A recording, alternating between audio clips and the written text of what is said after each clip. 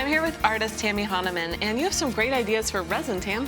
Thank you. I love transferring artwork or beadwork into resin. It makes just a really fun piece. What I want to share with you is this really cool technique of taking alcohol inks and applying it to Yupo paper. Okay. So I'm just going to take some blending solution and spray the paper first,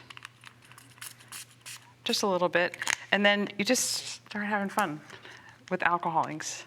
What's in the blending solution? Is that a special product? I don't make it. Okay, Yeah. it just comes that way. It just comes that way. It's like magic. And you just keep adding and layering your colors, and they just have so Nice. much beautifulness to them, right? I mean, they just kind of... This reminds me of watercolor, really. Yeah. And I like to, oh yeah, see how when you like kind of get a little bit in a different color? Nice. You can add more blending solution as you go. You can add alcohol, straight alcohol to it. Each of those has a different technique. And I like to add a little bit of salt. This is like larger crystal salt, like a kosher salt. And it just, Oh, nice. isn't that cool? Really, it's boundless. And then you can see, I keep going. Like, that's not it. You just keep going, keep Just going, keep keep going. adding. Keep adding. Spray some mica to it, and you can rubber stamp. So this just, So if you're stamping, you want to make sure you use an alcohol-based ink, right? yes, Okay. a good pigment ink. And I tend to work in smaller areas because we're doing jewelry. Sure.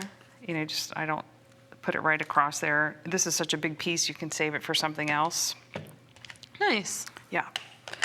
And then I let that dry, and as you can see here, what I've done is cut out a piece, and you would just then pop it into a bezel. Pop that in there.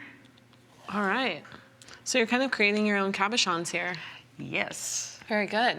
We'll mix up some resin. And this is a 2-part resin, and it really is important when you're mixing up anything that's 2-part and has a chemical reaction that you really measure it well. And this cup is, you know, it's like a mixing cup, gives you your measurements. So I'm just going to do half and half Okay. to make a full 1 ounce and stir it. When you're stirring resin, it's important to blend it thoroughly. You really want both parts. Same thing as if you're using 2-part epoxy glue. You really need both parts to work well together. And it'll go through its changes. It gets a little cloudy. I'm definitely working in some air bubbles, and that's just inevitable. It's looking pretty clear. Yeah. So we can, once you get to that point, start using it, and we'll just slowly pour it into the bezel. And this is a self-leveling resin, so you don't have to shake it or do anything. Oh, that's great. Yeah. And you can even do more work, add tints, microbeads. So then if you want, when you have all this extra, you can fill up molds so that you can create, again, more cabochons. Nice. Just fill that up. If you have some silicone molds, and You can then create your own design create your own. motifs. Yeah. And if you have extra resin, you can squeegee it onto tissue paper and create resin sheets.